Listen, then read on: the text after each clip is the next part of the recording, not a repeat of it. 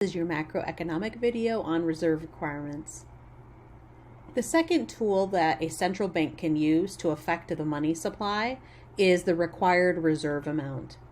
We've talked about this before. In a fractional reserve banking system, the government gets to decide what the required reserve amount is. That amount all banks in the system are required to keep in cash, and they're not allowed to spend it. And then the Federal Reserve Bank can also alter that percentage. So if the reserve requirement, they can use the reserve requirement in order to alter the money supply. And this is the minimum amount of reserves that banks have to hold. So if you want to increase the money supply, the Federal Reserve would reduce the reserve requirement. The lower the percentage is that they have to keep in cash, the larger amount is that they can loan out.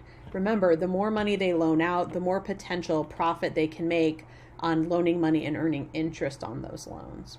So if you lower the reserve requirement, banks make more loans, then that will increase the money multiplier effect. Remember, issuing loans and credit to people, that would increase the money supply, and that lowers the interest rate.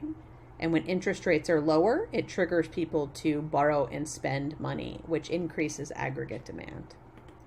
If you want to reduce the money supply, the Fed can increase the reserve requirement, thus requiring that banks hold a larger percentage, and then that means they can loan out less money. If you're loaning out less money, it means that the interest rate is going to rise. People are then incentivized to save their money, and aggregate demand decreases. In real life, the Federal Reserve rarely uses the reserve requirement to affect monetary policy. It's already super low, and you really can't make it much lower.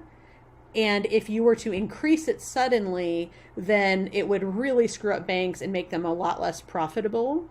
So the Fed, in real life, although they could alter this, don't do that very often.